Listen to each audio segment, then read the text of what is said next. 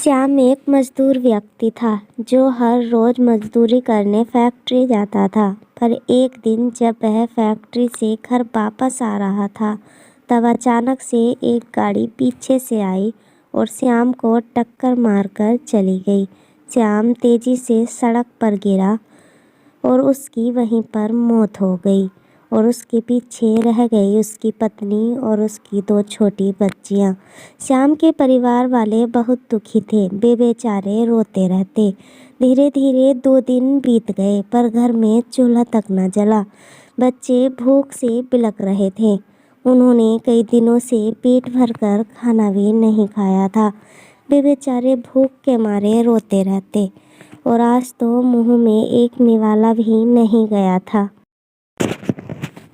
बच्ची रोते हुए बोली, मामा कुछ खाने को दो ना, बड़ी भूख लगी है।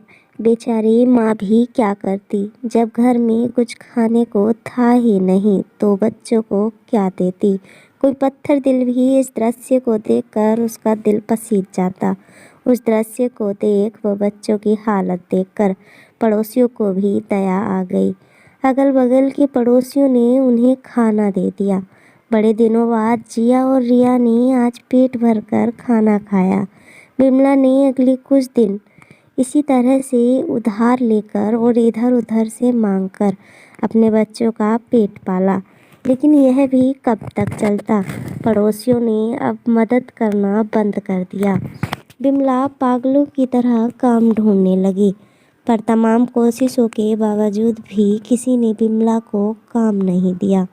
जब थक हार कर बिमला घर लौटी तो बच्चे बिमला की तरफ बड़ी उम्मीद से देखने लगे कि माँ खाना लाई होगी। रिया ने माँ से कहा, माँ बहुत भूख लग रही है, क्या लाई हो, जल्दी से खिला दो।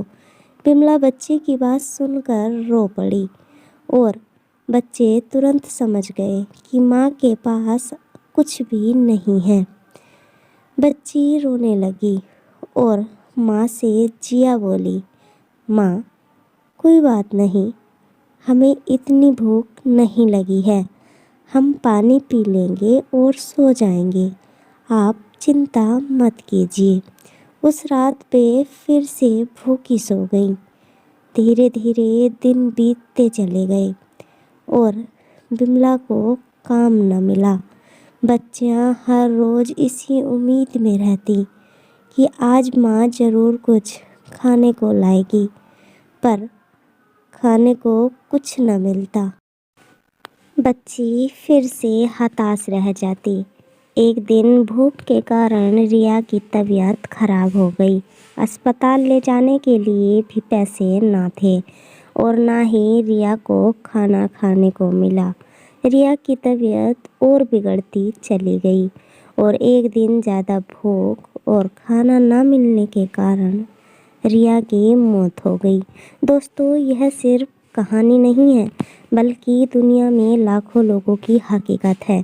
इस पर ज़रूर गौर कीजिएगा। जिस खाने को हम थाली में ऐसे ही छोड़ देते हैं, उसकी कीमत को समझिए और ज़रूरतमंदों को खाना दीजिए। जिस खाने को हम यूं ही फेंक देते हैं, शायद वही खाना किसी की ज़िंदगी बन जाए और किसी दूसरी रिया और भूखे लोगों की मौत होने से बच जाए। Thank you for watching.